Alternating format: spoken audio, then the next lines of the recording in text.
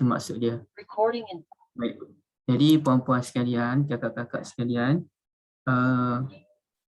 sebelum tu apa saya terfikir tadi ya? Tak ingat bagaimana saya terfikir. Tak apalah.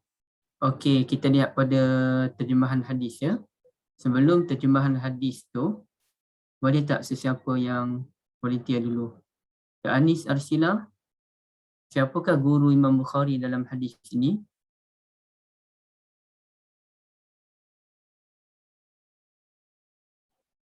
Guru Imam Bukhari. Ustaz nak uruskan benda sebenarnya.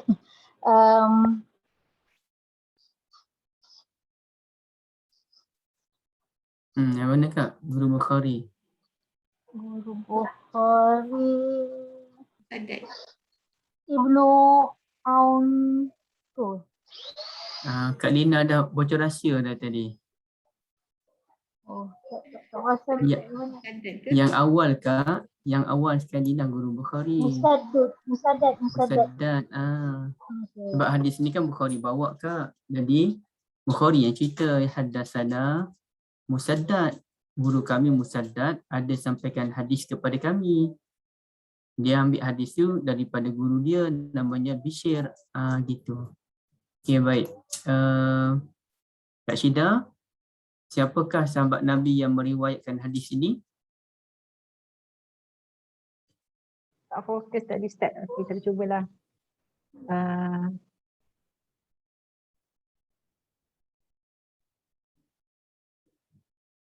Okey, siapa boleh tolong Kak Syida? Siapa sahabat Nabi yang meriwayatkan hadis ini?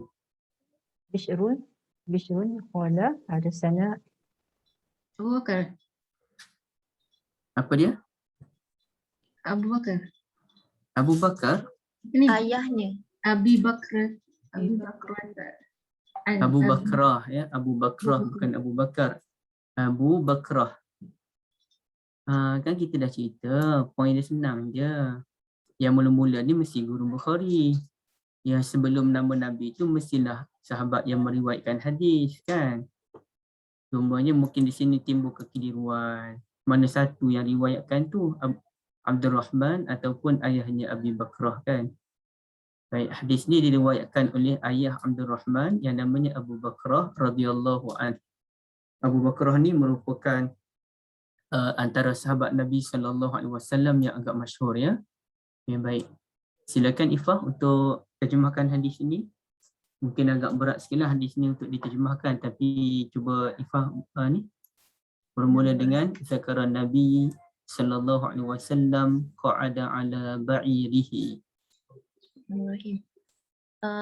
Abi Bakrah sebut Nabi SAW qa'ada ala ba'irihi. Nabi SAW duduk di atas untanya. Di atas unta baginda. Wa amsaka insanun bi khutamihi aw bi zimamihi. Dan orang pegang tali unta tu. Okey. Qala ayyu yaumin haza. Baginda bertanya, hari apakah ini? Fasakatna hatta zananna annahu sayusammihi siwasmihi. Kami diam sehingga kami menyangka baginda nak namakan hari ini selain daripada nama hari itu.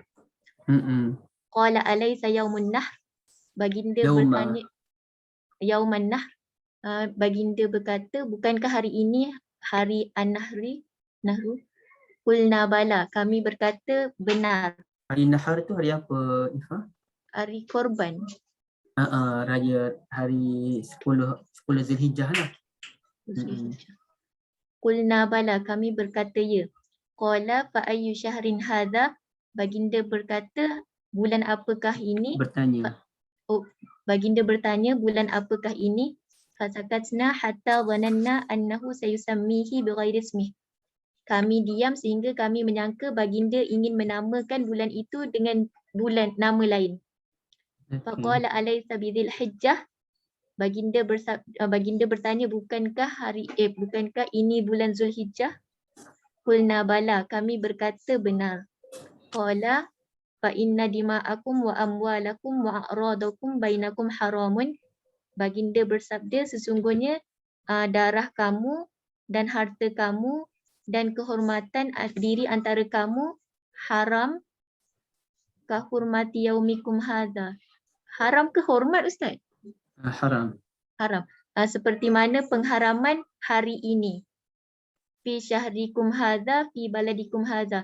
Seperti mana haram hari ini, dalam bulan ini, dalam tanah ini. Liuballigh syahid al-ghaib.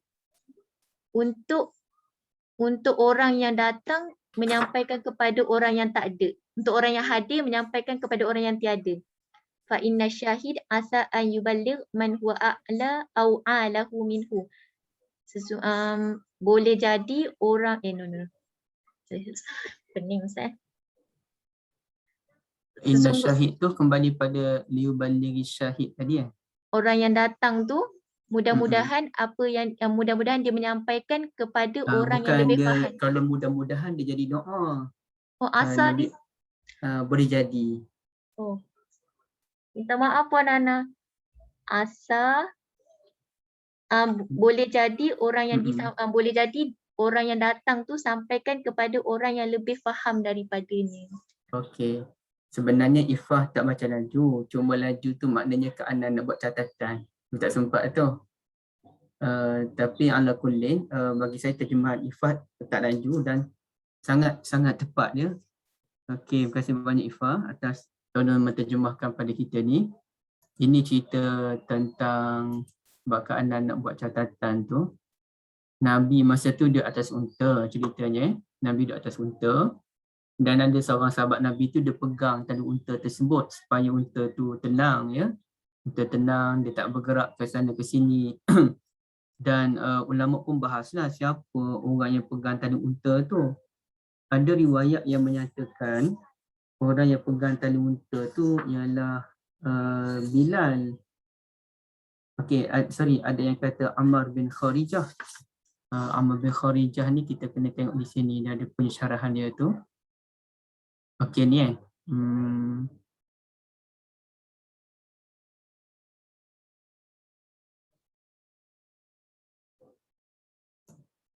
mana ni? Okey. Tak nampak pula nama kawan tu kat mana. Tak apalah, ada yang kata Ammar bin Kharijah. Ada yang baris kata keempat Ustaz. Baris keempat, 1, 2, 3, 4 ni. Ni tak nampak, astagfirullah. Okey, Ammar bin Kharijah. Tapi ada pendapat yang menyatakan bukan. Yang pegang tali unta tu bukan Ammar bin Kharijah, tapi Bilal. Okey. Tapi pendapat yang paling kuat yang disokong oleh Ibn Hajar, lakinna as-sawab annahu huna Abu Bakrah. Yang paling tepat ialah Abu Bakrah itu sendiri yang bawa hadis ni, yang tolong cerita hadis ni. Beliau lah yang pegang tali unta Nabi SAW agar unta tu tenang. Dan Nabi pun sajalah tanya, hari ni hari apa sahabat-sahabat? Sahabat Nabi pun diam, tak berani nak jawab. Takut Nabi dia ada jawapan trik. Mereka tahu hari itu satu hari bulan Zulhijjah ataupun hari Nahar. Nahar ni artinya sembelih. Fasalli li rabbika wanhar. Salat dan sembelihlah kamu. Sahabat tahu hari itu hari sembelih, tapi sahabat bimbang Nabi ada jawapan lain. Maka sahabat pun diam. Kemudian barulah Nabi pun bagi tahu hari ini kan hari korban. Baik. Kemudian Nabi tanya lagi, bulan ni bulan apa? Sahabat pun bimbang Nabi ada jawapan trik yang lain, sahabat pun diam. Maka Nabi pun jawab, bukankah hari ini, bulan ini merupakan bulan Zulhijjah? Okey, baik. Kemudian barulah Nabi pun menyatakan bahawa harta kita, darah kita, harta kita, maruah kita ni benda yang perlu dihormati. Betul yang Ifah sebut tadi haram. Haram ni artinya satu benda yang tidak boleh ditumpahkan. Darah ni tidak boleh ditumpahkan. Harta itu tidak boleh diambil ataupun dicuri. Atau maruah ini tidak boleh dijatuhkan. Ia benda yang haram, ia mesti dihormati. Haram tu, hormat tu dia asal perkataan haram lah. Penghormatan kita bererti benda yang haram diaibkan oleh sesiapa pun. Sebagaimana haramnya bulan ini, yang mana bulan Zulhijjah kan dianggap sebagai bulan haram, haram untuk perang, dan juga sebagaimana haramnya tanah ini, Mekah kan tanah haram. Kemudian barulah Nabi sebut poin yang ingin dibahaskan oleh Al-Imam Al-Bukhari, bahawa hadis ini perlu disampaikan kepada sahabat yang lain. Boleh jadi sahabat lain yang akan mendengar hadis ini lebih faham maksud hadis ini dibandingkan kamu-kamu sekalian, ya. Okey, baik. Jadi hadis ini kalau tidak silap saya merupakan hadis yang disebutkan ketika haji, ya. Allah Alam, takut saya silap, saya minta maaf tuan-tuan sekalian, ya. Baik. Okey, sekarang ni kita nak tengok beberapa pengajaran. Saya nak tengok dalam kitab syarah ni dia tak adalah banyak sangat pengajaran daripada sudut pengajian hadis tu. Dia lebih banyak kepada syarahan terhadap ilmu-ilmu hadis. Baik, jadi kita nak tengok kepada beberapa isu saja dari sudut pengajaran dia, puan-puan sekalian. Ya. Okey, satunya hadis ini mengajar kepada kita pentingnya untuk kita menyampaikan ilmu yang kita dengari daripada guru kita, khasnya daripada Nabi SAW. Ya, nampak pentingnya menyampaikan. Itu Nabi sebut tu, liyuballighi syahidun ghaiba, hendaklah orang yang mendengar pengajian ini sampaikan kepada orang lain. Bererti kepentingan untuk menyampaikan ilmu, tambah-tambah ilmu itu disampaikan sendiri oleh Nabi Muhammad SAW. Baik, satu. Dan yang keduanya, yang menariknya Nabi sebut, boleh jadi orang yang akan mendengar hadis ini lebih faham daripada kalian ataupun lebih faham daripada saudara-saudara. Bererti puan-puan sekalian, kita boleh menyampaikan ilmu dalam keadaan kita mungkin tidak memahami ilmu itu lagi.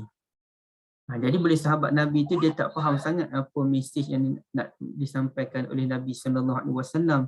Dia ikut kelas Nabi di satu tempat, tak semestinya di sini, ya. Di mana-mana tempat dia dengar pengajian hadis daripada Nabi. Kemudian dia pun bagi tahu kawan dia. Dalam keadaan dia pun tak faham betul-betul lagi apa yang ingin disampaikan oleh Nabi SAW. Maka dia sampaikan kepada orang lain. Jadi menunjukkan boleh kita menyampaikan ilmu dalam keadaan kita tidak memahaminya. Jadi itu benda biasa kan, kadang-kadang kita beritahu, oh hari itu Ustaz Syahmi sebut sekian-sekian. Lepas tu orang kawan kita tanya, apa maksudnya? Apa maksud yang ingin disampaikan oleh Ustaz Syahmi? Kita pun jawab, entahlah, saya pun tak faham. Tapi Ustaz kata begitulah. Jadi kita pun menyampaikan dalam keadaan kita pun tak berapa nak faham. Adakah ia dibolehkan? Dibolehkan dengan syarat ilmu yang kita nak sampaikan tu ilmu yang kita yakin ia adalah ilmu yang betul, bukan ilmu yang mengarut. Ya, dibolehkan. Contohnya kita belajar ilmu tajwid daripada Ustaz Arif. Ustaz Arif menyatakan kita baca Quran ni ada dua tariq yang terkenal. Saya tak tahulah sama ada dua tariq saja ke ataupun ada dua tariq yang terkenal. Satu namanya tariq Syatibi, satu lagi namanya tariq Jazari. Dalam tariq Syatibi kita kena baca mad jaiz mufasil 4 ataupun 5 harakat. Betul ke 4-5 harakat mad jaiz mufasil? Betul Ustaz. Okey, betul. Terima kasih Kak Ana. Tapi kalau mengikut tariq Jazari kena baca 2 harakat. Baik, kita pun tak faham. Tapi kita beritahu orang lain. Contohnya, Kak Ana pun bagi tahulah pada Kak Syah. Syah, hari itu Ustaz Arif bagi tahu bacaan Quran ni dia ada 2 tariq. Tariq Syatibi dan tariq Jazari. Tariq Syatibi baca 4-5 harakat. Mad jaiz mufasil. Manakala tariq Jazari baca 2 harakat. Kak Syah pun tanya Kak Ana. Sebagai contoh yang ni, tariq Syatibi, tariq Jazari. Apa benda tu tariq-tariq tu? Entah, aku pun tak tahu sebenarnya. Jadi kita pun tak faham apa benda tariq Syatibi dan tariq Jazari. Tapi ilmu tu kita dapat daripada pakar dari bidang tajwid. Namanya Ustaz Arif. Boleh tak kita nak sampaikan? Boleh. Sebagaimana kita pun biasa dengar cerita tentang ilmu perubatan. Duk dengar macam Kak Lina cerita pasal ilmu vaksin apa benda ni kita pun tak faham.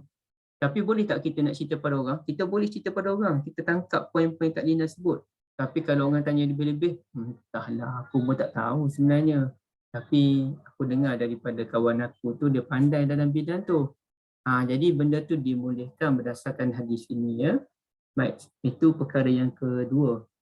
Jadi ini juga menunjukkan bahawasanya pemahaman tu bukan syarat menyampaikan ilmu. Kita boleh menyampaikan ilmu walaupun kita tidak faham.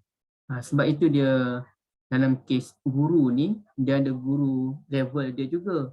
Ada guru yang mana dia hanya tukar riwayat. Ya, dia tukar riwayat. Jadi dia ceritalah kaedah, kalau belajar matematik ini kaedahnya, kalau belajar bahasa Melayu ini kaedahnya, kalau belajar bahasa Inggeris ini kaedah dia. Tapi bila orang tanya, murid dia tanya kenapa kaedahnya sekian-sekian, dia pun tak boleh nak jawab. Kenapa? Apa sebabnya? Macam saya bincang Kak Lina lah. Kak Lina tanya kenapa nafsun itu dianggap sebagai muannas dalam bahasa Arab. Saya pun tak tahu. Saya hanya tukar riwayat je. Baik. Kemudiannya dia pergi level yang lebih tinggi lagi. Level ni ialah level al-alim. Orang yang berilmu. Jadi orang yang berilmu ni dia tahu lebih mendalam sedikit. Dia pun boleh ceritalah, orang alim ni dia boleh cerita. Kalau ikut pandangan ini, begini. Kalau ikut pandangan ini, kalau ikut pandangan ini pula, begini. Tapi kalau orang tanya, kenapa boleh wujud beza pandangan yang pelbagai itu? Apa dia punya hujahnya, apa dia punya sebabnya, ilahnya, apa dia punya alasannya. Jadi belum tak begitu tahu. Macam mana nak cerita ni? Itu orang alim. Maka orang yang lebih dalam daripada alim ialah orang yang faqih. Faqih ni dia boleh cerita sebab-sebabnya apa dia. Contohnya dalam kes mengambil wuduk, kenapa ada ulama kata ambil sapu kepala sikit pun jadi, kenapa ada ulama kata kena sapu, wajib sapu keseluruhan kepala, maka dia pun bahas dengan hanya perkataan ba je. Wamsahu bi, kata bi tu ru'usikum. Wamsahu dan sapulah bi dengan ru'usikum, kepala-kepala kamu. Jadi dia pun bahas. Ba ni dalam bahasa Arab dia ada dalam lebih kurang 14 jenis. Ada ba'ul isti'adah, ada ba'ul ilsaq, ada ba' sababiyah, ada ba'ul taukid, ada ba' sekian. Jadi kenapa ulama khilaf, ada yang kata sapu sedikit, ada sapu ke semua, kerana mereka berbeza dalam mentakrifkan ba' itu sendiri ba' apa. Bagi ulama Malikiyah yang mewajibkan sapu seluruh kepala kerana ia beranggapan ba dalam ayat tersebut ba'ul ilsaq, maka wajib sapu keseluruhan kepala.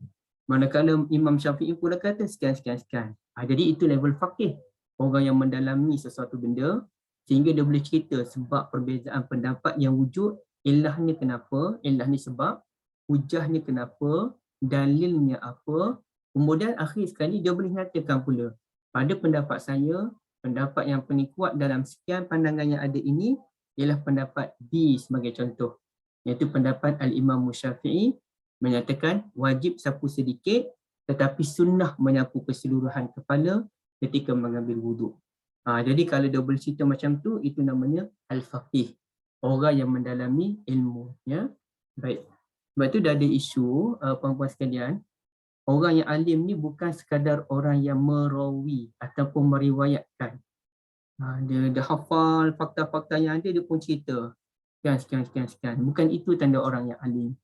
Orang yang alim yang kita nak ialah, dia tak adalah sampai boleh ingat fakta semua benda tu. Tapi kalau ada buku-buku, dia boleh cerita.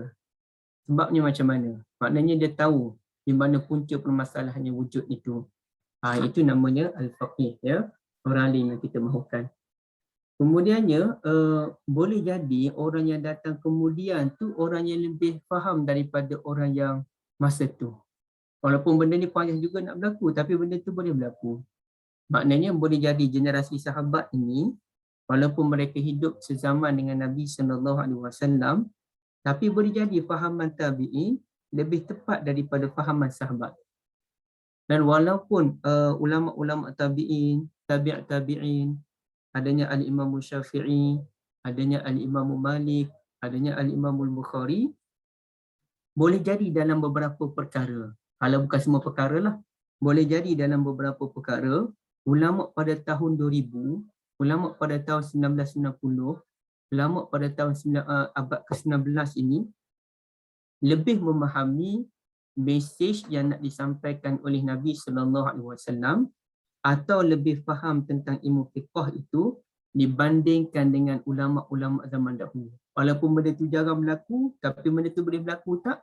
Ya, boleh berlaku. Ya. Sebagaimana kalau kita lihat Al-Imam Syafi'i rahimahullah ketika membahaskan apakah maksud as-salatul wusta. Hafizu ala salawati wa salatil wusta. Kamu peliharalah salat-salat dan peliharalah salatul wusta. Beliau telah mentakrifkan ataupun mentafsirkan as-salatul wusta sebagai as-salatul subuh. Datang ulama-ulama terkemudian antaranya Al-Qadil Mawardi, pengarang kitab Al-Hawi Al-Kabir, datang Al-Imam Nawawi pada tahun 676 Hijriah. Imam Syafi'i wafat pada tahun 204 Hijriah. Imam Nawawi wafat pada tahun 676 Hijriah. Tapi dalam kes ayat as-salatul wusta, Imam Nawawi lebih memahami daripada Al-Imam Syafi'i. Bahawa salatul wusta bukannya salatul subuh, tetapi salatul asar. Hujahnya apa? Sekian hujahnya. Jadi boleh jadi orang terkemudian tu, dia menguasai satu benda tu lebih daripada ulama yang awal. Terutamanya kalau bidang Quran dan ginah. Ya? Kerana Quran ni benda dia benda yang berkembang. Jadi boleh jadi beberapa poin itu ulama sekarang lebih tepat berbanding dengan ulama dahulu. Tapi biasanya ulama dulu dia menguasai asas tu. Maknanya kalau sudut basic, payahlah nak lawan ulama dahulu. Dari sudut pengembangan tu, ya mungkin boleh lawan lagi. Kemudiannya hadis ini juga memberikan pengajaran pada kita boleh untuk kita menyampaikan ilmu tu di atas haiwan tunggangan. Sebagai contoh Nabi SAW duduk di atas haiwan tunggangan untuk menyampaikan ilmu, maka ia dibolehkannya. Baik, tak ada masalah. Kita tak katalah benda tu sebagai benda yang tidak ada adab. Bahkan mungkin ia sesuai dengan keadaan situasi Nabi SAW ketika itu. Sebagai contoh puan-puan sekalian ya. Baik, saya nak tanya. Minum air zam-zam ni eloknya duduk ke berdiri? Dua-dua Ustaz. Ada kala berdiri, ada kala duduk. Okey. Macam mana boleh jadi dua-dua Kak? Berdiri kan Ustaz? Berdiri. Kenapa Kak Ana kata berdiri minum zam-zam? Sebab ada kisah Rasulullah yang minum dalam keadaan berdiri tu kan? Okey, terima kasih Kak Ana. Kak Syida macam mana boleh jadi dua-dua ni? Kadang-kadang berdiri, kadang-kadang duduk. Puan Hashimah Mukhtar kata duduk. Sebab pernah tengok Ustaz dia buat praktikal, ada kala dia duduk masa dekat mana yang menyampaikan tu lah. So, ada kala dia berdiri. Kesalahan hadis lah. Kita tak mengadakan hadis lah. Kita tak pengalaman. Soalan Ustaz tu lebih baik Mana lebih baik kan? Mana lebih baik, duduk ke berdiri? Lebih baik duduk lah. Tapi Rasulullah SAW pernah je minum air zam-zam sambil berdiri. Tapi kalau tanya lebih baik duduk lah. Okey, Kak Selina kata lebih baik duduk lah kan? Puan Aini pun kata duduk. Kak Ana kata lebih baik berdiri. Sebab ada hadis Nabi minum berdiri.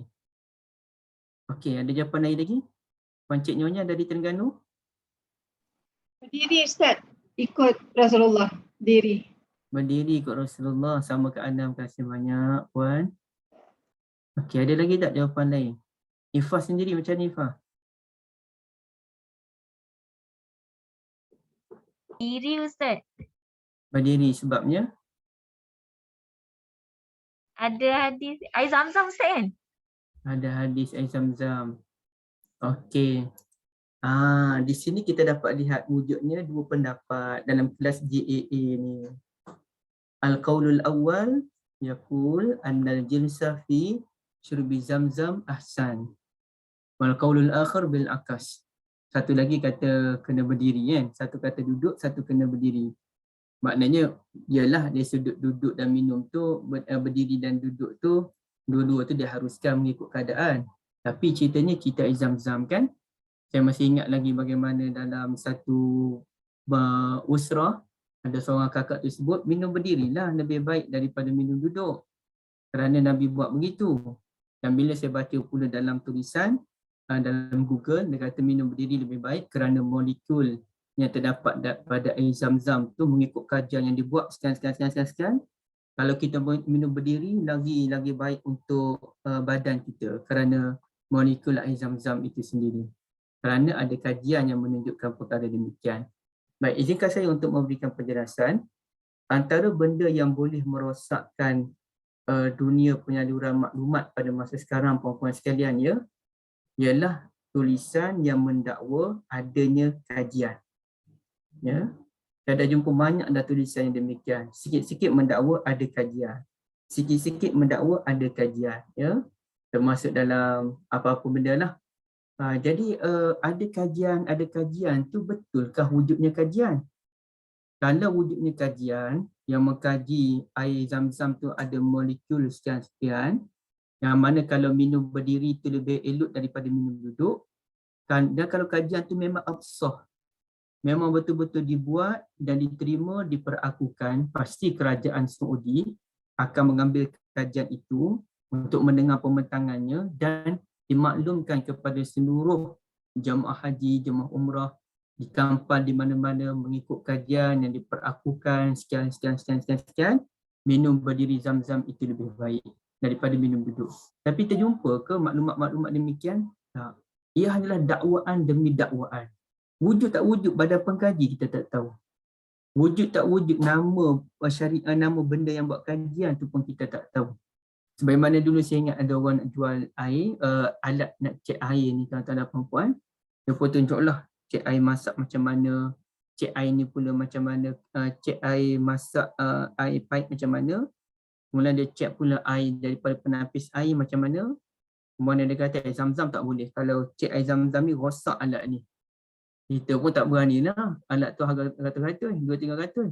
Dia kata kalau berani bolehlah cek air zam-zam tapi kena gantilah kalau rosak.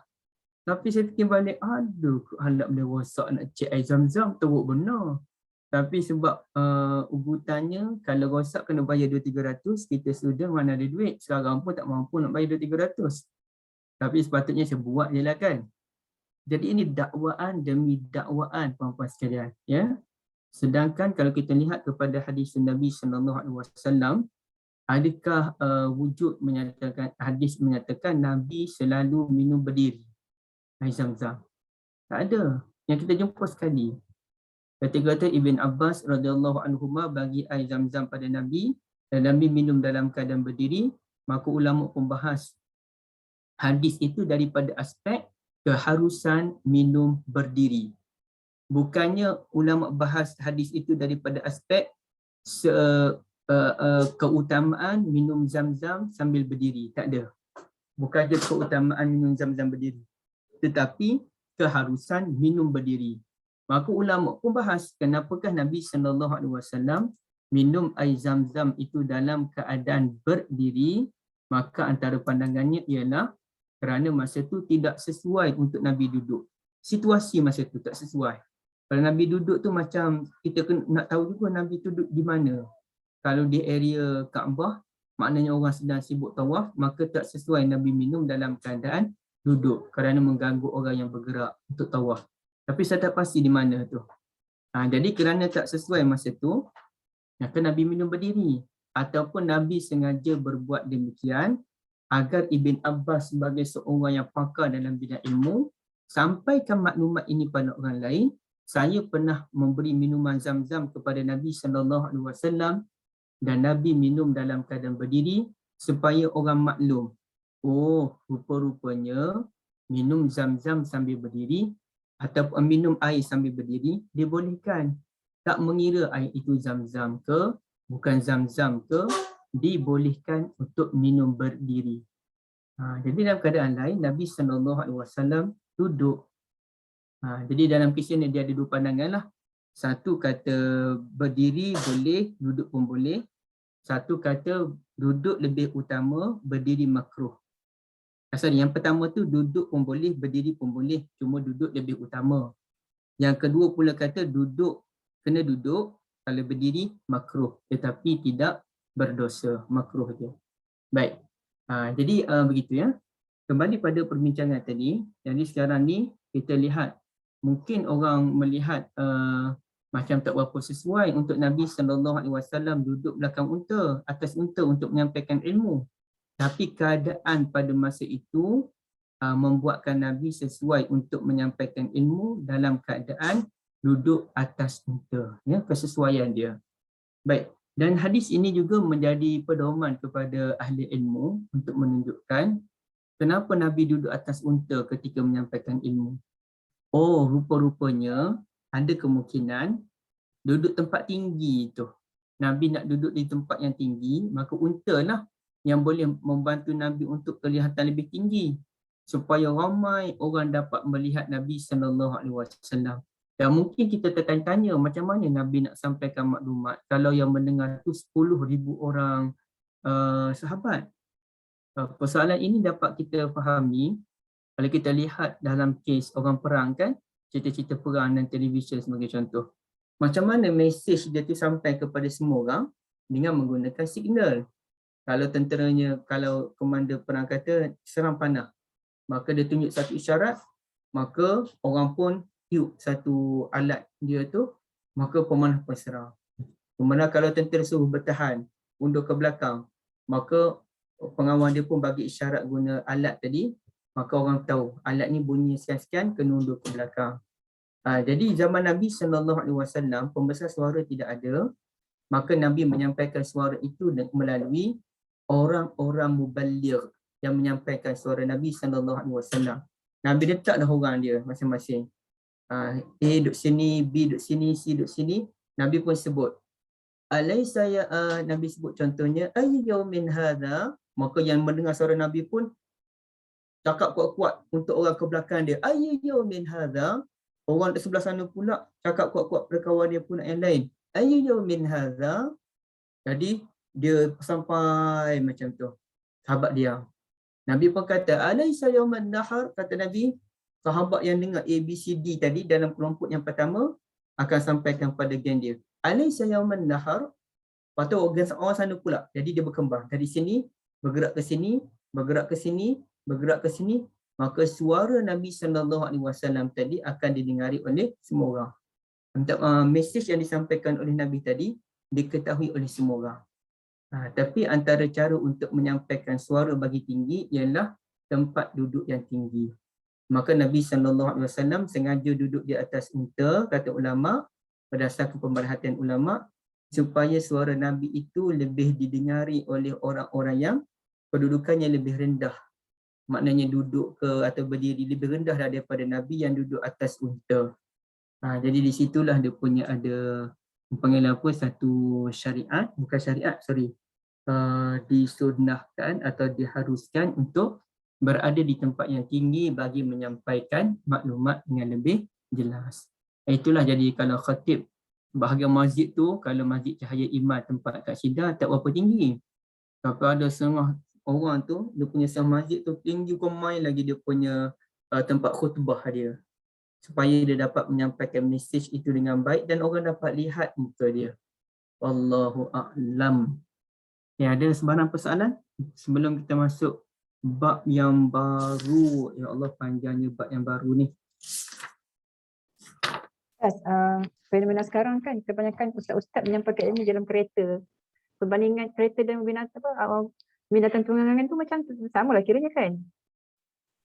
Dia sebenarnya lain, dia tak sama. Kereta ni tempat yang tertutup. Tapi kecuali dia naik 4-wheel drive, duduk belakang tu orang semua nampak, cerita lain. Tapi online ustaz. Jadi, apa dia? Kuliah tu online kan? Di dalam kereta sampaikan tazkirah ke apa? Ceritanya Kak, duduk mana-mana pun boleh dalam kereta ke dalam bas ke dalam bilik ke, tak ada masalah. Tapi sebab Kak bandingkan dengan unta tadi. Jadi saya kata tak samalah dengan unta. Nabi atas unta tu supaya tinggi orang nampak. Jadi bukan isu kenderaan. Bukan Nabi atas unta, samalah kita pun sunnahlah menyampaikan ilmu dan kereta. Tak. Nak sampaikan ilmu dan kereta tu bukan sunnah. Tapi boleh tak boleh, ikutlah nak duduk mana sampaikan ilmu ni. Yang sunnah Nabi, point sunnah Nabi tadi ialah duduk di tempat yang tinggi. Itu maksud sunnah tu. Okey, faham. Okey Kak? Okey. Okey, ada soalan lain?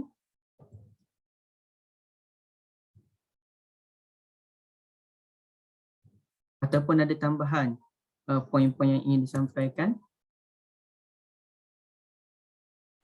Assalamualaikum Ustaz. Waalaikumsalam. Yang tadi tu yang diharamkan tu 3 perkara tu Ustaz dah bahas 3 perkara yang diharamkan tadi? Okey. Oh, Anis. Saya tak bahas. Tapi benda tu benda yang dah jelas kot Anis. yang hak sesama mukmin tu Yang tu Ustaz? Maknanya apa nama?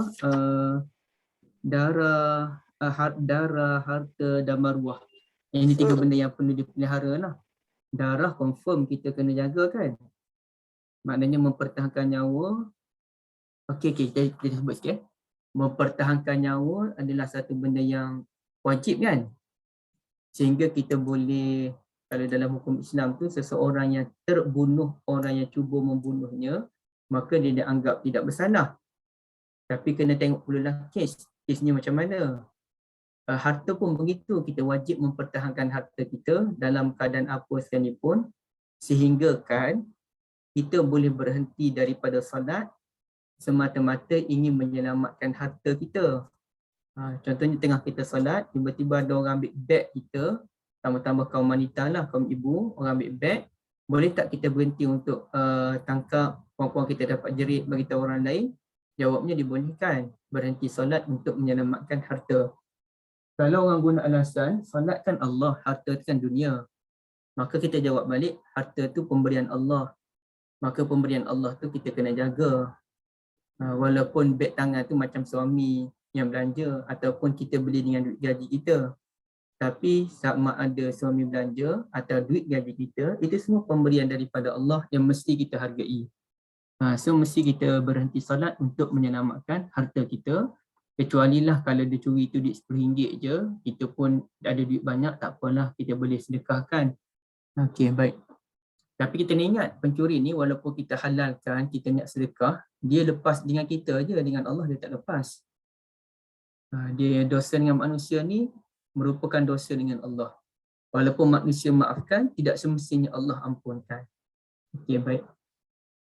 Manakala maruah, maruah ini benda yang wajib dijaga. Bahkan kita haram untuk mendedahkan keaiban orang lain kecuali kalau keaiban dia tu membahayakan. Dia buat dosa diam-diam tapi dosa dia tu membahayakan. Jadi kita kena bagi tahulah kepada pihak yang ada kuasa. Bukannya kita gebang ikut dan je, tak. Tapi kita memaklumkan kepada pihak yang ada kuasa untuk menegah dia daripada terus-menerus melakukan dosa tadi. Baik. Dosa dengan manusia lebih suka nak minta maaf. Terima kasih banyak Kak Anis. Okay, boleh jelas ya Anis? Alhamdulillah boleh Ustaz. Jazakallah khair. Wa antum fajazakumullahu khairan. Bab ma kana Nabiyyu sallallahu alaihi wasallam yatakhawwaluhum bil mau'izah wal ilmi kay la yanfiru. Okey. Silakan siapa yang nak baca? Anis nak baca Anis? Tak pernah dengar lagi Anis baca. Wa bihi qala hadatsana. Assalamualaikum Ustaz. Saya nak tanya satu soalan dulu boleh? Fadhali Kak Ain. Ustaz bincang pasal minum air berdiri. Rasulullah ada minum air berdiri. Minum air Zam-Zam. Kita bincangkan antara yang mana lebih baik kan Ustaz? Jadi boleh tak secara umumnya kita katakan bahawa kalau kita minum air tak kira air apalah, air Zam-Zam ataupun air biasa, maknanya kita lebih elok untuk minum duduk lah kan Ustaz? Sebab betul? Itu yang dianjurkan. Sebab kadang-kadang kalau kita ikut sebab ikutan terbaik adalah ikutan Rasulullah. Tapi dalam hal ini kalau kita macam nak ajar orang yang lebih muda ataupun ialah budak-budak ke, kalau dia question lah, macam dia question kita, boleh je kita boleh minum berdiri, maknanya kita punya kita punya penjelasan, ulasan kita untuk jawab kepada soalan-soalan macam ni, kita akan anjurkan untuk lebih elok minum duduk lah kan Ustaz? Kerana itulah kebiasaan Nabi SAW minum duduk. Cuma ada Nabi minum berdiri, menunjukkan benda tu dibolehkan tapi bukanlah galakan. Dia ni bukan saja macam apa yang Rasulullah buat ni, bukan saja dalam perkara yang macam simple minum air ni. Ada, saya rasa saya pernah juga dengar cerita macam Rasulullah buat benda kadang-kadang dia macam terbalik dengan apa yang dia selalu buat. Betul? Macam kadang ialah salah satu yang kita tahu ni macam minum air ni lah kan, dia memang anjurkan kita minum berduduk, tapi ada dia boleh, maknanya boleh kita minum berdiri. Tapi dalam perkara lain tu ada juga saya rasa, tapi saya tak ingat lah, ada juga Rasulullah memang anjurkan buat satu tapi tiba-tiba dia buat lain daripada tu kan Ustaz? Betul, memang ada banyak. Termasuk Nabi, kita bahaskan dulu, termasuk Nabi menganjurkan untuk puasa. Puasa pada bulan Muharram banyak, tapi Nabi pun tak puasa pada bulan Muharram.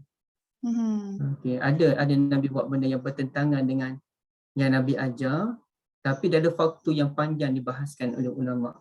Kenapa Nabi berbuat demikian? Maknanya sebagai orang biasa Ustaz, kita patutnya ikut apa yang kebiasaan dah lebih elok, betul tak? Kebiasaan yang Nabi buat, betul. Dan untuk mengetahui benda tu kebiasaan ataupun tidak, kita tak ada pilihan lain melainkan dengar syarahan daripada ulama. Yang memang ulama ni dia telah bergeluman dengan hadis, sehingga hadis itu ibaratnya apa? Ibarat makan minum dia.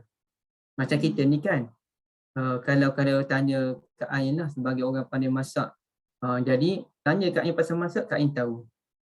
Ibarat begitulah ulama dalam bidang hadis ni, tanya je hadis apa, semua dalam kepala dia. Kalau dia teringat pun dia tahu hadis tu berada di mana. Dia dapat cam, hadis ni ada disampaikan di sini, cuba kita buka. Tapi setengah ulama yang geliga macam Bukhari apa, semua hadis dalam kepala dia. Walaupun hadis daif, hadis maudhu' dalam kepala dia, dia tahu semua. Dan dia tahu siapa yang meriwayatkan hadis tu. Orang yang meriwayatkan hadis tu okey ke tak okey. Orang tu boleh dipercayai ataupun tak boleh dipercayai. Dan setengah orang tu dia boleh dipercayai kalaulah hadis itu melalui anak muridnya sekian. Tapi kalau hadis itu melalui anak muridnya yang sekian, tak boleh dipercayai. Mana panjang ceritanya. Ulama tu okey dah. Tapi okey kalau melalui anak murid dia yang 2-3 orang ni je. Kalau selain daripada 2-3 orang ni, tak boleh dipercayai. Jadi benda tu bukan benda yang senang lah. Kalau kita tiba-tiba kita nak mendakwa kita ni tahu pandai hadis, itu sulit dah. Macam saya ni, saya hanya menyampaikan maklumat ulama hadis. Saya tak pandai pun. Boleh Ibu? Maknanya Ustaz, maknanya pada perkara-perkara yang macam simple lah, maknanya perkara yang macam minum air kan, kita dalam keadaan tertentu kita boleh maafkan diri kita lah, maknanya kalau kita buat lain daripada yang apa yang Rasulullah buat. Tapi kita pun kena pandai sendirilah, macam dalam bab-bab yang macam maybe bab ibadah tu, maknanya there's no other alternative lah, maknanya kalau yang macam tu A je lah maknanya kan. Tapi kalau macam dalam keadaan yang biasa macam ni, perlakuan biasa ni, maknanya kita dalam hal tentu kita jangan begitu terlampau nak tekankan sangat lah. Maknanya kalau ada orang buat yang lain daripada apa yang Rasulullah buat, macam nak tegur apa kan, maknanya kita mesti berlapang dada jugalah. Ya, betul. Kita mesti berlapang dada jugalah. Ustaz boleh tanya? Sila Kak. Yang macam dia orang selalu tunjukkan sunnah Nabi minum air 3 kali tu, betul ke Ustaz? 3 kali, 3 nafas? 3 nafas, hirup 3 nafas. Saya tak tahulah ada sunnah ataupun tidak 3 nafas tu. Okey, tak ada hadis lah. Ada ke ulama bahas ni? Cuba saya cari sekejap.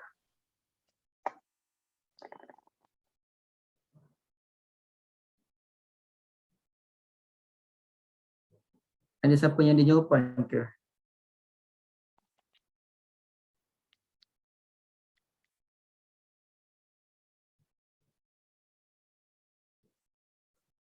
Satu bab nafas ni kena tengok juga kuantiti air. Kalau kuantiti air sedikit, Satu nafas pun sudah mencukupi kan. Riwayat Muslim. Nabi SAW yatanaffas fi syarabi salasan.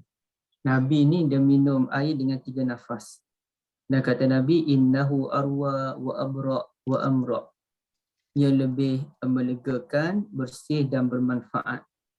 Dan kata Anas, fa ana atanaffasu bisyarabi salasan. Dan aku bernafas sebanyak 3 kali ketika berminum. Tapi poin dia yang saya fahamlah daripada 1 nafas ke 2 nafas ke, artinya minum air dalam keadaan beradab. Ya, beradab. Okey. Ini ada pandangan daripada Umar bin Abdul Aziz. Sesungguhnya larangan minum air itu, larangan yang dimaksudkan adalah larangan bernafas dalam bekas minuman. Adapun bagi orang yang tidak bernafas di dalam bekas, dia bolehlah nak minum 1 nafas jika dia mahu. Okey. Larangan bernafas di dalam bekas agar bekas air atau air tersebut tidak tercemar dengan air ludah ataupun bau yang tidak sedap berkaitan dengan air. Jadi ceritanya sebenarnya minum air 3 nafas tu, satu kena tengok kuantiti air tu. Kalau air tu memang banyak 1 gelas, memanglah paling elok kita minum ni dengan tenang. Minum, berhenti. Minum, ni balik. Kalau kita minum terus tu, kita jadi termengah-mengah, kita bernafas masuk dalam air tu jadi tak cantik tu. Tapi kalau kuantiti air tu sedikit, itu pula jenis raja minum air 1 nafas pun boleh. Silakanlah, tak ada masalah pun. Yang pentingnya dia cerita tentang adab sebenarnya. Jadi macam kita bincang tentang rambut Nabi SAW. Rambut Nabi ni mana yang sunnah? Jadi yang kata sunnah tu dia belah tengah. Maknanya sikat tu belah tengah macam ni. Mana sunnah yang belah tengah? Sebenarnya bukan isu belah tengah ke belah tepi. Sunnah tu. Masa Nabi duduk Mekah Madinah, Nabi belah tepi. Macam tu. Kemudian bila Nabi duduk Madinah, Nabi belah tengah. Sebenarnya bukan isu belah tepi belah tengah, tapi isunya Nabi tak nak sama dengan budaya mana-mana kaum pada masa tersebut. Oleh kerana orang Yahudi tu sikap rambut belah tepi macam tu, maka Nabi pun sikap rambut belah tengah. Kerana Nabi tak nak sama dengan style orang Yahudi. Tapi sekarang ni tak ada style belah tengah ke belah tepi ke. Tepi pun ada tepi sebelah kiri, ada tepi sebelah kanan. Kemudiannya ada sikat rambut sampai bangkang pun dia belah juga. Buat fashion rambut. Itu dia dah tak jadi fashion rambut sesiapa dah. Orang Yahudi pun tak kata itu style rambut dia.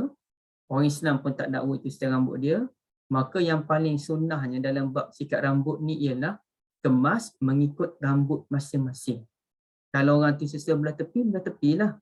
Kalau belah tengah tak sesuai, kalau belah tengah sesuai, belah tengah lah. Kalau sikat ke belakang sesuai, sikat belakang lah. Tapi kita tak boleh dakwa mana-mana itu sunnah.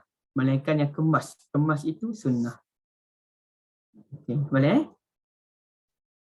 Okey, sekarang ni masuk dalam bab yang seterusnya. Sebenarnya sebelum bab ni, dia ada bab satu lagi. Ini bab yang awal tadi, bab 9. Ini bab 11. Bab 10 tu dia panjang sangat. Saya tinggalkan dahulu. Apa lagi bab 10 tu dia bukannya bincang tentang hadis. Tapi Imam Bukhari dalam bab 10 membawa beberapa ayat Al-Quran. Tapi kemudiannya ada hadis. Ya, ada hadis sedikit. Bukan ada hadis. Okey, ada hadis sedikit. Tapi kebanyakannya ayat Al-Quran. Dia maknanya dia macam adalah, tak apalah, tapi panjang sangat. Kita masuk yang ini.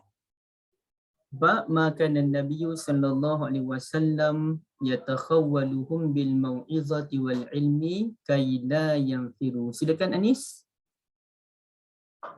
Bukan Anis Arsila, tu Kak Anis. Ini Anis Atikah. Bismillahirrahmanirrahim. Saya cuba ya. Okay. Haddatsana Muhammadu nu Yusuf qala akhbarana Anis dia mula dengan wa bihi qala haddatsana Muhammadu nu Yusuf qala akhbarana Sufyan an A'mashi an Abi Wa'idi an Ibni al-Mas'ud qala kana an-nabiy sallallahu alaihi wasallam yataqawwaluna bil mau'izati fil ayyami karahat as-sama Samati. Karahatas samati alaina. Okey, terima kasih banyak Anis, bacaan yang sangat baik. Anis boleh terjemah ke? Belum lagi Ustaz. Okey, tak apa. Kita minta ustazah kita lah, Ifah, untuk tolong terjemahkan. Ustaz, yatakhawwaluna tu maksud dia apa? Saya tak jumpa. Ya, takhawwaluna tu dia asal perkataan khali al-khulwah.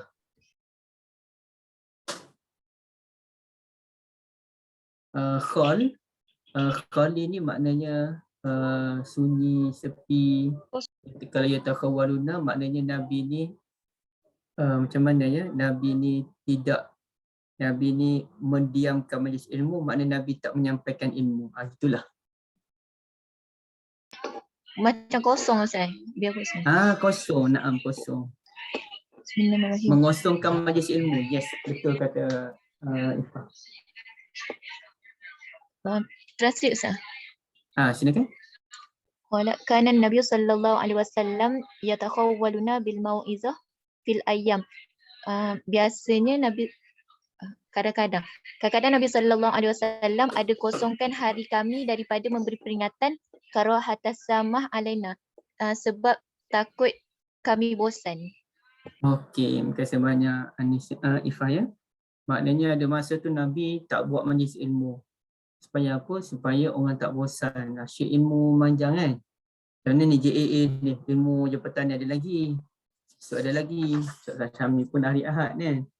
Okay. Sahabat Nabi ni dia, kalau kita ni tak apalah, kalau kita boleh maintain lah. Kita pun tak buat kerja apa-apa. Bagi orang tak buat kerja apa-apa lah. Tak ada masalah. Ini pun bukan satu kewajipan. Dia yang tak bolehnya kita buat dalam keadaan melebihi kemampuan kita. Jadi melebihi kemampuan, ia boleh menyebabkan akhirnya kita stres, pun tak cantik, kita akan bosan. Jadi kita kena ada hiburan. Dan hiburan tu mengikut masing-masing lah. Ada orang hiburannya dia pun, orang dia stres yang kerja, antara terapi dia ialah dengan mewarna. Dia pun beli buku, dia pun mewarna. Itulah hiburan dia. Ada orang hiburan dia bermain dengan anak-anak ataupun kawan-kawan. Ada orang hiburan dia pergi bersukan ataupun beriadah. Ada orang hiburannya dia tengok tanaman-tanaman. Buatlah apa sahaja untuk menghiburkan hati dia. Jadi hiburan itu diperlukan bagi menghilangkan kebosanan tadi. Jadi terpulanglah apa hiburan ibu-ibu sekalian. Bercucuk tanam, silakan. Ataupun hiburannya ialah masak. Ada orang dia geram-geram, dia tension, dia masak. Silakan, bagus juga. Kemudian ataupun dia geram-geram, dia pergi naik kereta, dia pusing satu bandar kemudian balik. Okey juga, terpulang kepada masing-masing untuk mencari hiburan tu, asalkan hiburan tu dalam kerangka yang dibenarkan oleh Allah Azza wa Jalla. Ya. Okey, baik. Saya pun ada hiburan saya sendiri. Kalau saya dah ni sangat penat sangat, saya pun carilah hiburan sikit. Macam mana bagi relax, tenang, pulanglah. Dah petang kalau ada masa lapang, kalau larat main bola dengan anak-anak kat depan rumah sebagai contoh, keluar peluh, itu pun antara hiburan kita lah. Baik. Jadi ibu-ibu yang saya kasihi, ini merupakan sunnatun Nabi SAW untuk membuat jadual. Senang ceritanya, mengurus masa, mengurus majlis ilmu dengan betul, itu pun termasuk dalam bab sunnatun Nabi SAW. Ya, mengurus majlis ilmu. Ya. Baik. Jadi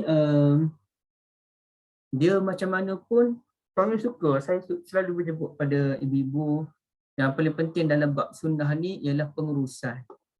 Kita nak mengurus, itu yang paling penting. Bukannya kita main buat je. Macam zuhud ni ialah pengurusan harta dan pengurusan masa. Jadi bila kita faham zuhud ini merupakan pengurusan masa, maknanya masa ibadah kita ibadah. Masa bersukan kita bersukan. Masa bersama keluarga kita bersama keluarga betul-betul. Jadi begitu juga mengurus harta. Jadi menguruskan harta ni sebagai contoh. Anak saya yang tadi kena buat projek berniaga sekolah dia. So saya pun saya jadi chiefnya untuk buat aiskrim Malaysia. Jadi saya dengan anak ni buat aiskrim Malaysia. Buat 2-3 jam lah tu, lebih 70. Okey, sekarang ni dia kena berniaga. Okey. kita mengurus dia. Berapa aiskrim, berapa harga satu batang aiskrim kita nak jual. Oleh kerana aiskrim kita ni berkualiti, kita guna bahan yang premium punya, kita campur Oreo yang banyak, kita campur KitKat pula, bukan jumlah yang sedikit, jadi kita jual RM1.50. Okey, kalau kita jual, alhamdulillah semalam saya jual dah habis dalam 65, hari ni kena hantar. Jadi duit yang kita dapat dalam RM90 lebih tu, kita nak buat apa? Nak kena urus. Okey, dia pun kata perkara yang pertama, anak yang darjah 1 tadilah, kena sedekah dulu. Okey, fine. Berapa sedekah? RM10 kita sedekah masuk tabung. Baik, lebih lagi tu kita nak buat apa? Lebih lagi tu separuh modal, separuh beli barang. Fine. Separuh simpan dalam tabung, kakak dengan adik. Separuh lagi kita akan beli barang. Jadi itu pengurusan. Bukan, dan pengurusan itu mesti pengurusan yang betul. Contohnya bila dalam bab sedekah tadi kan, dalam satu suasana yang kemarau panjang, tiba-tiba ada seorang lelaki, dia mendengar satu suara di sebalik awan. Awan tu kata, pergi kamu, ada suatu suara menyatakan, pergi kamu turunkan hujan di kebun seseorang. Maka awan tu bergerak, dia pun kejar awan tu, dia tengok awan tu berhenti satu tempat dan menurunkan hujan yang begitu Masya Allah baik kepada satu tanaman. Tanaman itu subur. Di saat orang lain kemarau, maka dia pun kemarau rasanya masa tu. Kalau saya silap, saya minta maaf ya. Dia jumpa dengan tuan punya kebun tu dan dia pun cerita tadi, tuan, saya dengar ada satu suara memerintahkan awan ini menurunkan hujan di kebun tuan. Soalannya, boleh tak saya nak tahu rahsia kenapa sampai demikian rupa ni?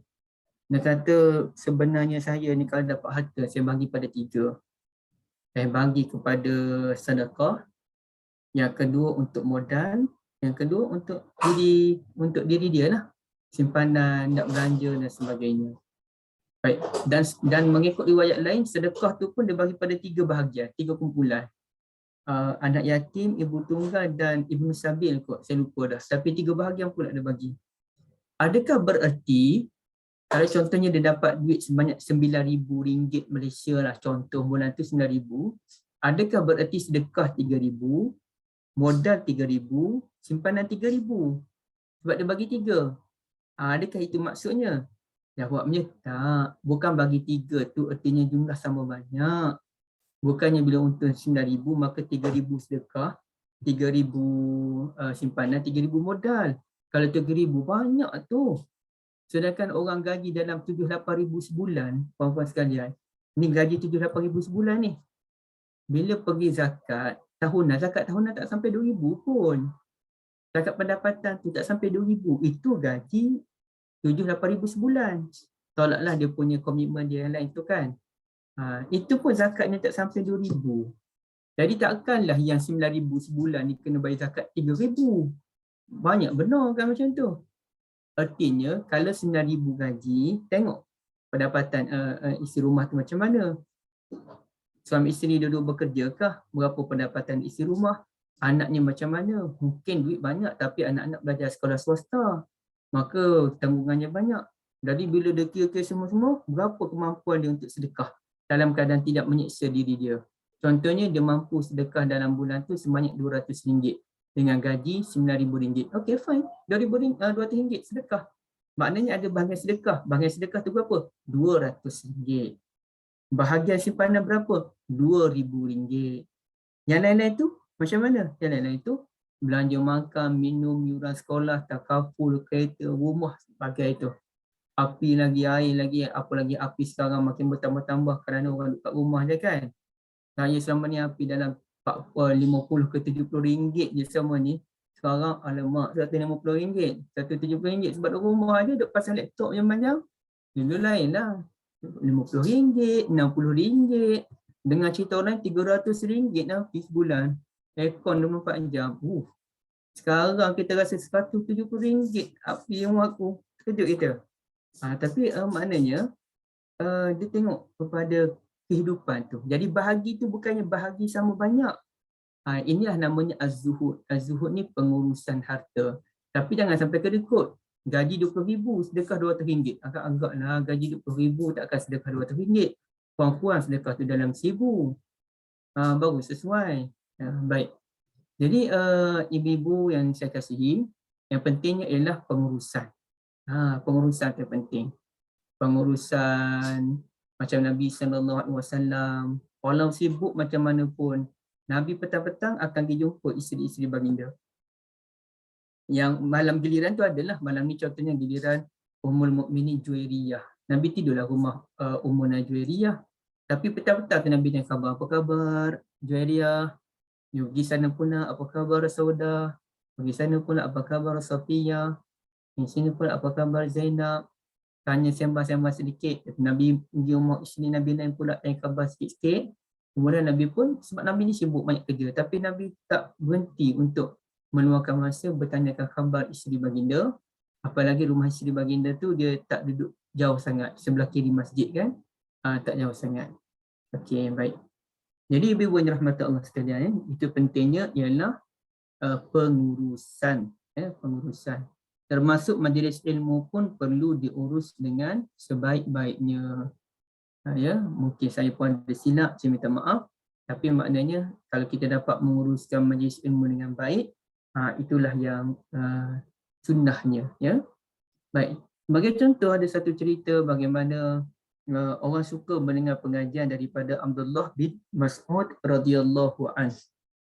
Suka orang belajar dengan Abdullah bin Mas'ud sebab dia pakar. Dan dia yang buat hadis ni. Dia pakar dalam bidang fiqh, dia pakar dalam bidang Quran. Dan menurut Ammar bin Al-As radhiyallahu anhu, aku selalu tengok Ibnu Mas'ud ni masuk ke rumah Nabi sallallahu alaihi wasallam. Selalu di rumah Nabi. Sampaikan saya duk fikir nak Ibnu Mas'ud ni keluarga Nabi kot. Sebab selalu duk ulang-alik rumah Nabi. Dia belajar Quran dengan Nabi. Maka Nabi pun dalam satu hadis menyatakan, ambillah Quran daripada 4 orang. Nabi sebut nama yang pertama Ibnu Mas'ud. Sehingga ulama menyatakan apabila Nabi menyebutkan nama Ibn Mas'ud dahulu, bererti Ibn Mas'ud lah orang yang paling pakar dalam bidang Quran. Ulama buat kesimpulan begitu. Jadi ibu-ibu yang dirahmati Allah, Ibn Mas'ud ni orang nak tunggu dia, bila Nabi Mas'ud ni nak keluar mengajar ilmu pada kami. Ketika keluar, Ibn Mas'ud pun kata, sesungguhnya saya tahu kamu semua menunggu saya, tuan-tuan tunggu saya nak mengajar. Tapi beginilah, ada Nabi SAW sendiri pun, ada masa Nabi ni mengosongkan majlis ilmu, Nabi tak mengajar kerana Nabi bimbang kita semua akan jadi bosan, penat sangat. Bukan bosan dengan Nabi tapi takut jadi penat sangat. Jadi sebab itulah saya pun samalah, saya tak nak mengajar je, kita buat jadual elok-elok. Dalam seminggu ada berapa? Yang seorang guru mengajar setiap hari tu tak apa, kalau dia golongan dia pergi ke tempat sasaran yang berbeza. Tapi untuk sasaran yang sama ni, dia kena ada kelainan. Jadi walaupun kelas ibu ni ada pada setiap hari, tapi dia ada kelainan, orang-orang yang berbeza. Maka tak apa. Bergantilah ibu nak join, pergilah. Tapi rasa penat, rehatlah sekejap. Rehat sekejap. Kemudiannya, jangan rehat selama-lamanya. Sambung balik pengajian kan. Jangan paksa. Saya pun Alhamdulillah, yang kelas anjuran ibu-ibu ni ada yang saya join, Ustaz Zahruddin saya join, tapi saya join bukan melalui Zoom lah. Okey, baik. Kemudiannya kelas Ustaz Nazri kadang-kadang saya join jika ada kesempatan. Dan sebab saya pun ada target saya biasa dengar daripada YouTube, guru-guru saya sambil buat kerja kita dengar YouTube. Kita nak dengar beberapa maklumat yang penting disampaikan oleh guru kita ni yang telah dirakamkan. Baik. Okey, selesai hadis yang ini. Ada hadis yang lain lagi, tapi sebelum tu ada sembarang persoalan, ibu? Okey, dia ada satu lagi hadis ni berkaitan dengan Abdullah bin Mas'ud tu, hadis yang ini. Sekejap ya. Bab man ja'ala li ahli al-ilmi ilmi ayyaman ma'lumah. Inilah yang cerita Abdullah bin Mas'ud tadi. Okey. Bab buat jadual untuk pengajian ilmu. Bagi ahli ilmi ni, ahli ilmu dia buat jadual. Okey, ini cerita Abdullah bin Mas'ud tadi. Okey, cuba tengok cerita dia. Abdullah bin Mas'ud qala kana Abdullah yakni ibn Mas'ud radhiyallahu an yuzakkirun nasa fi kulli khamis. Abdullah ni selalu memberikan majlis ilmu pada hari Khamis, setiap Khamis. Faqala lahu rajul, seorang sahabat, seorang lelaki berkata, "Ya Aba Abdurrahman, la wadidtu annaka dzakkartana kulla yawm." Wahai Abu Abdurrahman, saya ni suka sangat kalau tuan selalu memberi majlis ilmu kepada kami setiap hari. Okey, baik. Kata Abdullah, qala ama innahu yamna'uni min zalik. Okey, apa kata Abdullah? Saya tak ada halangan nak buat benda itu. Anni akrahu an umillakum. Cuma saya bimbang kalau buat setiap hari kamu akan menjadi bosan. Wa inni atakhawwalukum bil mau'izati kama kana an-nabiy sallallahu alaihi wasallam yatakhawwaluna biha makhafata sammati alaina. Nah, saya sengaja mengosongkan beberapa majlis ilmu ini buat selang-seli kerana Nabi, sebagaimana Nabi SAW juga dia mengosongkan majlis ilmu, selang-seli majlis ilmu ni kerana bimbang kami akan bosan. Ya, jadi itu ceritanya. Jadi maknanya pengajaran daripada hadis itu ialah ini. Dan sebagaimana kita bahas, bab man ja'ala li ahli ilmi ayyaman ma'lumah, bab orang yang berilmu ni buat jadual. Ya, bab orang yang berilmu ni dia buat jadual. Kalau kumpulan ni berapa kali?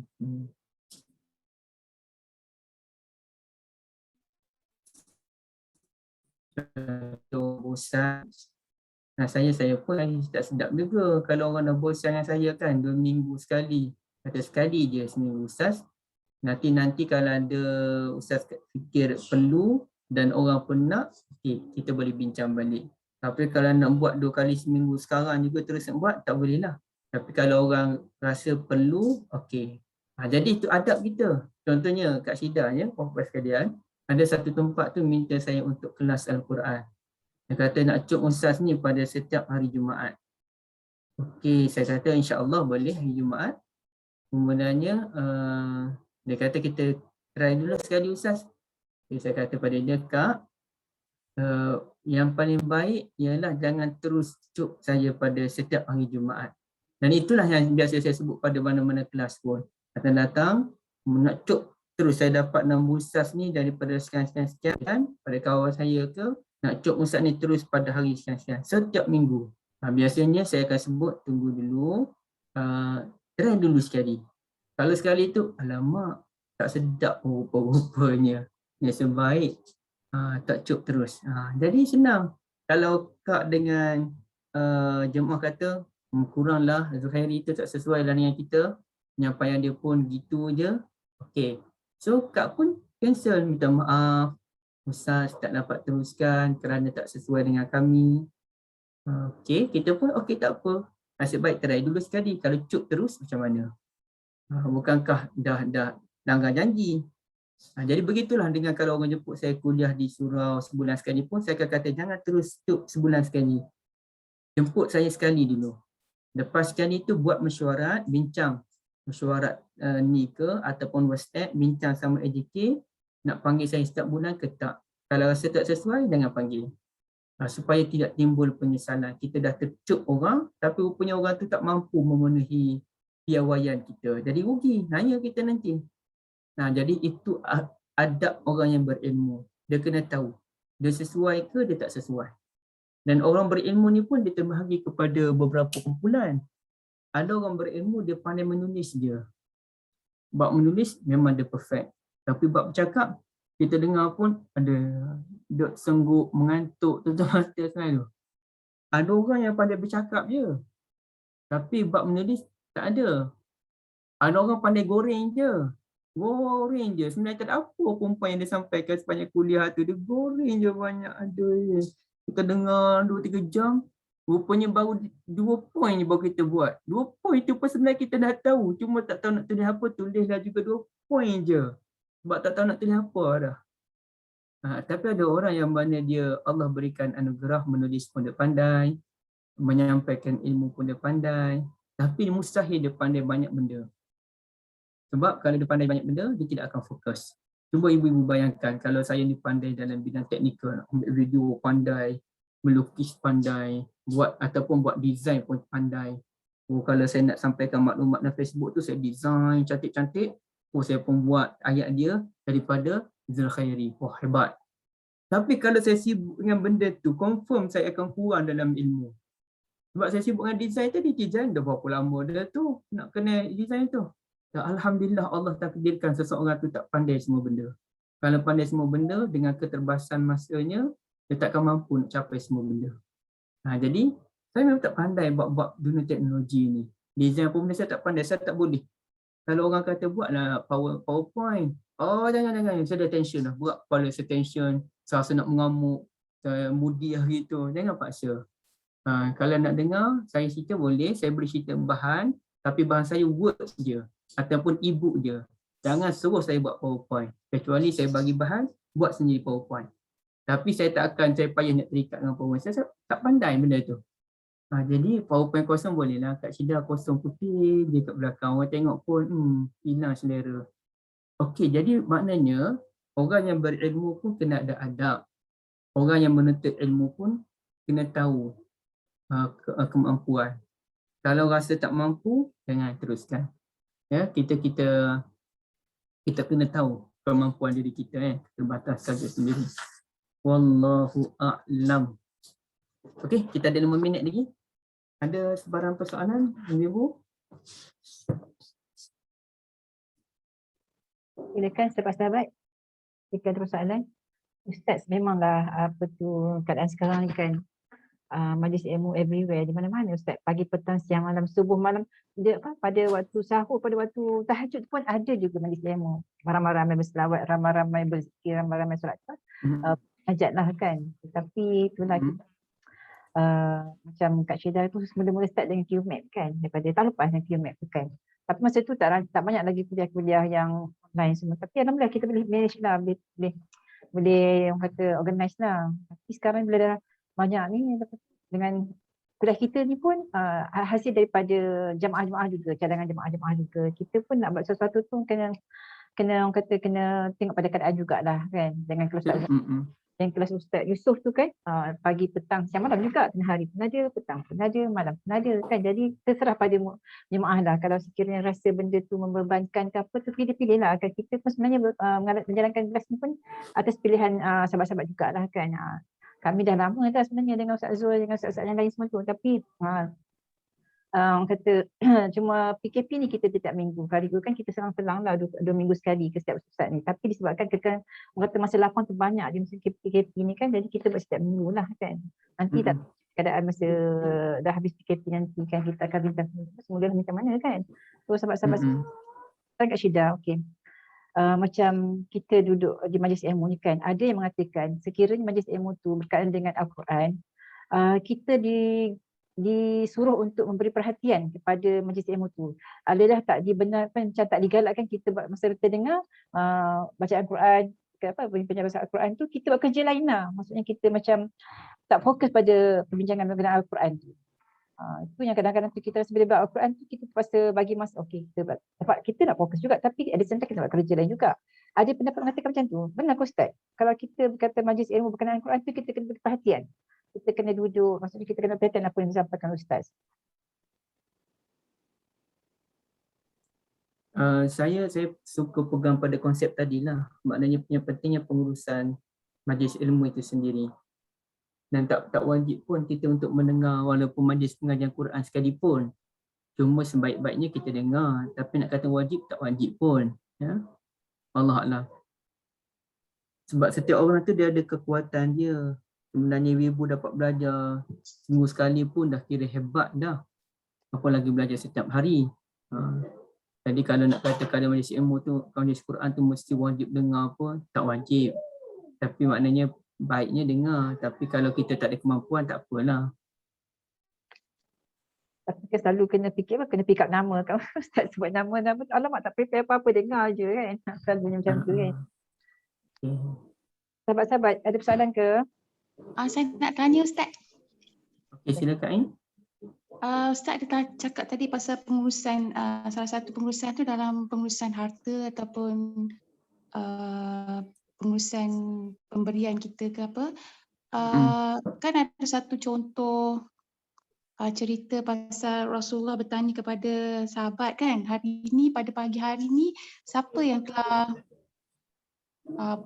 bersedekah, lepas tu berziarah orang sakit. Lepas tu apa saya pun tak ingat, tapi semua sahabat tak dapat semua buat apa yang Rasulullah tu kecuali Saidina Abu Bakar kan Ustaz. Lepas tu cerita tu saya nak tahu macam mana kalau kita lagi satu dalam bab sedekah ni, Ustaz kata kita kena bahagi, kita kena, dia ada cara dia untuk kita bersedekah ni, kena dia ada pada 3 bahagian ni Ustaz cakap. Mesti dahulukan kepada anak yatim, lepas tu kepada apa ni, ibu tunggal, dan mungkin pada jalan-jalan pada Benda sabil. Pada yang lain lah, pada mungkin pada bahagian apa ni, fisabilillah ke. Jadi macam mana kita nak tahu kepentingan bersedekah ni kepada siapa dahulu kita patut Okey. kita Dia dahulukan. macam ni Kak Ain. Okey, ada lagi, sorry teruskan. Lepas tu dia punya apa dipanggil, kekerapan bersedekah tu macam mana Ustaz? Adakah setiap hari ataupun macam mana? Okey, terima kasih banyak Sebab Kak Ain. dalam cerita Rasulullah tu kepada para sahabat tu macam tiap-tiap hari kan. Abu Bakar buat tu kan? tiap-tiap hari. Macam mana Okey, kita dia nak macam buat? ni kan. Satunya kepada siapa yang kita nak sedekah tu, okey tu terpulanglah kita nak sedekah pada sesiapa mengikut kemampuan masing-masing. Kak Syida ke Insya? Okey. Itu mengikut kepada masing-masing lah. Siapa yang orang yang kita nak berikan tumpuan. Tetapi biasanya orang yang akan mendapat perhatian dalam Al-Quran ni fakir miskin. Dan apa maksud fakir miskin? Kita kena faham ya. Fakir ni memang orang, maknanya orang kalau zaman sekarang ni, orang yang dah tak ada kemampuan dah nak meningkatkan pendapatan mereka. Contoh macam mana? Dia kerja tapi terbatas. Isterinya terpaksa tidak bekerja kerana anak ada 2 orang KU special. So dia kena jaga, isteri dia kena jaga anak. Nak hantar tempat lain nanti mahal sangat. Jadi isterinya menjadi guru, menjaga anak di rumah, dan dia sendiri pun terbatas. Dia dapat gaji dalam 2-3 ribu, tapi untuk anaknya special tu banyak sedikit dia punya duit dia tu. Dan anak yang special ni biasa sakit pula, selalu masuk hospital. Jadi dia dah usaha dah, tapi dia ada halangan-halangan untuk dia terus ke depan untuk membina duit dia. Tadi dia ada halangan. Baik. Ada orang yang 3 orang anak dia special. Jadi banyak habis duit anak special tu je. Jadi dia ada halangan untuk membina kekayaan dia. Akhirnya dia pun tak mampu nak buat apa dah. Orang macam ni, dia dah hilang kemampuan dah untuk membina pendapatan lebih baik kerana halangan yang begitu banyak, maka dia boleh diberikan bantuan secara berkala sehinggalah dia dapat lepas. Dengan izin Allah dia lepas. Yang kita tak boleh ni orang yang malas. Orang yang malas ni tidak boleh diberikan bantuan berkala. On off boleh lah. Yang mana kita bagi panduan one off je sekali, kemudiannya kita pun sekali one off tu je. Ataupun kita tanya dia nak apa dia sebenarnya, barang untuk dia berniaga, kita belilah barang untuk buat roti sebagai contoh. Dah cukup lah. Kerana pemberian selalu kepada orang miskin yang malas bekerja sebenarnya akan menambahkan keburukan, bukannya kebaikan. Contohnya rumah dia kecil, kita cari rumah besar lah untuk dia, kita sangguplah bayar sewa bulanan untuk dia. Itu bukan membaikkan dia, itu memburukkan dia sebenarnya. Okey, baik. Jadi kena fikir cara lain. Tapi kalau orang yang betul-betul miskin, dah tak kemampuan, dah habis-habisan dia dah usaha, tu je kemampuan dia. Apalagi dalam PKP tiba-tiba hilang pekerjaan, Dia dah puas cari kerja, dia dah buat grabnya, macam-macam benda dia dah buat. Jadi benda tu, orang macam tu boleh kita pertimbangkan. Yang keduanya Kak Ain, dalam bab harta ni pun dia berbeza mengikut zaman. Kalau zaman Abu Bakar tu, dia ibaratnya zaman Nabi dulu, hari ni kerja, hari ni dapat duit. Mana ada konsep nanti hujung bulan baru dapat duit. Tak. Jadi dia tak ada sistem gaji macam sekarang. Kita sekarang ni, kebanyakan orang, saya tak kata semua orang, kebanyakan orang dia hujung bulan baru dia dapat gaji. Macam saya tak kerja lah dengan dapat gaji hujung bulan tu, saya tak pernah lah macam tu. Baik. Tapi ada kebanyakan orangnya hujung bulan baru dia dapat gaji. Jadi sepanjang tu pun dia menderita dah. Duit pun dia kena catu. Jadi orang macam ni, dia tak seperti dia kena sedekah pada setiap hari. Kalau dia nak sedekah boleh dapat gaji tu, dia pun gaji dia 3,000 sebagai contoh, dia pun sedekah dalam RM50. 3,000 pun bukan orang senang 3,000 ni. Tapi dia nak sedekah dalam RM50 sekali terus. Okey, walaupun esok dia tak sedekah, lusa tak sedekah, bulan depan pula dia sedekah. RM50 dia sedekah tadi sudah cukup bernilai. Ibaratnya kalau RM50 ni pergi ke surau 50 hari, setiap hari sedekah RM1. Cukuplah tu. Jadi maknanya dia kena tengok kepada, yang pentingnya bagaimana dia mengurus kewangan dia Kak Ain. Dia tak semestinya setiap hari, tapi dia tengok keadaannya macam mana. Sama sekarang ni kan, contohnya sekarang dah boleh pergi ke surau. Saya pun dah pergi surau dah, pagi tadi pun pergi kan. Tapi kita tengok duit tak ada. Sebab sama sekarang orang jangan ada duit dalam beg duit. Ada duit dalam beg duit. Nak pergi bank pun takut dia guna kad je. Pergi mana-mana pun guna kad je sekarang ni. Jadi duit tak ada. Saya pun cari macam mana aku nak sedekah ni, duit tak ada. Okey, tak apalah dah kita tak ada kemampuan. Tapi satu masa nanti bila kita dah ada duit, kita masukkanlah dalam tabung surau. Yang penting kita mengurus tu. Okey, wallahualam gitu Kak Ain.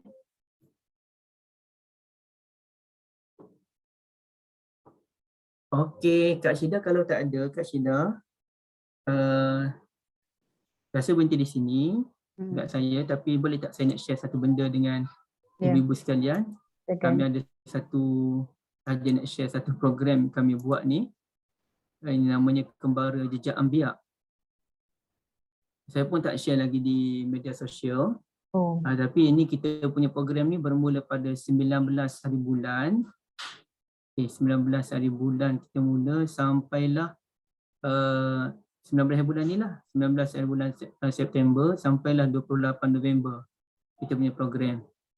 Ini semuanya pasal Nabi, bermula Nabi Adam sampailah kena ke Nabi Yusuf yang hujung sekali sama dengan Ustaz Zamri Zainal Abidin. Okay, baik. Ini kita punya panel, puan-puan boleh lihat panel-panel kita. Dan insya-Allah kita mana bulan 12 kita berehat, bulan 1 ataupun pertengahan bulan 1 akan sambung balik Kembara Jejak Anbiya ni sampailah Nabi Muhammad sallallahu alaihi wasallam ataupun sampai ke Nabi Isa. Yang tu kami belum perincikan lagi lah. Jadi siapa nak join boleh, RM15 satu keluarga. Dan sekiranya tuan-tuan dan puan-puan ada nak join tapi ada masalah kewangan, boleh bincang dengan Ustaz Ahmad ni. Ustaz Ahmad ni ada sini, nanti boleh tengok di Facebook saya lah ataupun saya bagi pada Kak Syida. Saya dah bagi Kak Syida ada punya ni poster kan. Okey, boleh tengok, boleh hubungi Ustaz Ahmad, beritahu Ustaz Ahmad, Ustaz saya nak join tapi saya ada masalah kewangan. Okey, bincang Ustaz Ahmad. Masalah kewangan tu sama ada nak bayar ansuran ataupun nak bayar separuh ataupun nak masuk percuma. Jadi itu Ustaz Ahmad akan pertimbangkanlah. Kalau betul kita ada masalah kewangan, beritahu je saya memang tak ada duit. Saya nak masuk percuma, insya-Allah dibenarkan untuk masuk percuma. Apalagi kami biasa ada juga orang yang taja, so boleh masuk dengan tajaan lah. Kalau boleh bayar separuh pun tak ada masalah. Nak bayar RM10 ke, nak bayar RM8 ke, terpulang, boleh bincang Ustaz Ahmad dia. Okey, jadi ni program dia macam ni lah Kak Syida. Ya. 3 ustazah dan yang asatizah yang lakinya adalah dalam 9 orang macam tu 9-10 orang. Okey, wallahualam itu saja. Hebat asatizah dia Ustaz. Ada juga yang di kalangan kalangan veteran kan macam Ustaz Zamri tu. Itu malawanya veteran lah. Ustaz Abdullah Bukhari, Maulana Fakhrul Razi, dan Dr. Nazirah. Ini setiap minggu ke Ustaz? Setiap minggu, hari Ahad bermula 19 hari bulan.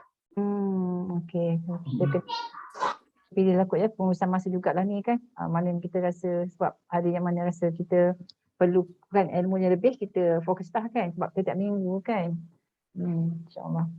So dengan itu sekiranya sahabat semua, so kita endkan sesi pagi ni dengan tasbih kafarah. Jazakallah khairan katsiran Ustaz atas ilmu sampaikan pagi ni. Cuma lagi ni Ustaz kan. Kalau boleh lah. Kalau Ustaz macam Kak Sarina minta Ustaz sharekan hadis hari ni kan, link dia kan. Tapi bahasa Arab semua tu Sarina mungkin dia faham kot kan. So itu je lah kot. Sebab kita kadang-kadang nak buat reference hadis macam mana sebab tak ada benda nak direferencekan. Cuma tulis ni kadang-kadang biasalah orang kata hilang tahu mana kadang-kadang tu kan. Kalau boleh Ustaz, kalau boleh lah sharekan sikit link tu ke apa link hadis yang berkaitan kita belajar pagi ni kan. Ataupun Ifah ke boleh ke kan. So dengan itu kita endkan sesi pagi ni dengan lepas tasbih kafarah dan juga surah Al-Asr. Subhanakallahumma wa bihamdika asyhadu an la ilaha illa anta astaghfiruka wa atubu ilaik. Syah, dah sihat ke Syah? Dia dekat hospital tu Ustaz Kak Syah. Oh, saya dah keluar dah kat hospital. Keluar dah? Masya Allah, Alhamdulillah. Alhamdulillah. Aisyah ke hospital? Kenapa? Ustaz, saya dapat gelang. Astagfirullah Kak. Tapi okey ke sihat? Saya. Cuma sekarang tinggal ni dah tersumbat hidung je.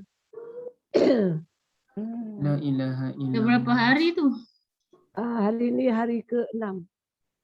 Sihatlah tapi baru-baru semua okey. Alhamdulillah semua okey dah dekat hospital Selayang tu 3 hari. Lepas tu dah buat semua dah cek badan semuanya okey. Cuma saya tu demam je tinggi. Tu yang saya warded tu. Oh, Alhamdulillah dah balik rumah dah. Take care Syah. Jangan beri kelio ke mana-mana. Tak ada ke mana-mana. Jaga diri Kak Syah, syafakumullah. Amin. Sakit pun masih lagi join. Nampak semput tu Syah. Itulah. Saya sebut nama Syah tadi, cari Syah kan, tapi muncul juga kan. Sihat lagi kan. Terima kasih. Okay, so kita endkan sesi pagi dengan Kak Syah, endkan sesi pagi dengan lepas. Assalamualaikum warahmatullahi wabarakatuh. Waalaikumsalam. Kita jaga diri sahabat-sahabat semua ya. Sahabat kita. Jumpa lagi ya, insyaAllah. Terima kasih Kak Syida. Assalamualaikum. Ni ada lagi kuliah pengurusan masa kita insyaAllah. JAA tak nak pressure, tenang-tenang je, relax-relax, santai-santai je, pilihlah mana satu yang rasa ni kan, mana pada yang Ustaz letak apa tu Sirah Nabawiyah tu macam seronok lah juga, tapi saya hari Ahad tu penuh. Aktiviti penuh hari Ahad, susah lah nak masuk kelas-kelas hari Ahad. Semua ada kelas bahasa Arab, lepas tu hari Ahad kan. Ustaz Syami pun Ahad juga. So, tapi bukan tiap minggu Ustaz Syami tu. Tengoklah macam mana Ustaz free kan. Tak adalah jadi kita nak buat. Sebab tengok macam mana. Kat kita buat kelas ni pun permintaan pada jamaah jugalah. Kalau jamaah nak kita ikut, kita handle lah kan. Selagi ada semangat jamaah kita jalankan kelas-kelas tu. Tapi kita berdiri tu tak. Hari ni pun penuh. Hari ni pagi ni sekarang malam nanti Ustaz juga. So penuh. Ustaz Ahad Isnin penuh. Tak ada ruang dah sini untuk. Dulu fokus dengan QMAT, sekarang ni tapi tak apalah QMAT tu kita dahulukan lah sebab kita dah lama dengan dia kan. Sebab QMAT tu bersambung-sambung, jadi kalau kita tinggal tu macam Saya dah putus dah dengan Dr. Muhammad punya tu sebab pukul 10 start kan, pukul 9, 10. Masa itulah kita nak untuk kelas kita juga kat sini. Dulu dia buat malam, boleh join malam, sekarang malam pun tak ada dah sekarang kan. Sekarang ni tak ada dah masa yang sesuai dah sekarang. So insyaAllah Sarina kita jumpa. Kak Syah dapat apa tu share dekat grup hadis pagi ni kan. Tengoklah macam mana kalau Ustaz share nanti macam mana. Okay. Assalamualaikum warahmatullahi wabarakatuh. Waalaikumsalam warahmatullahi. Terima kasih.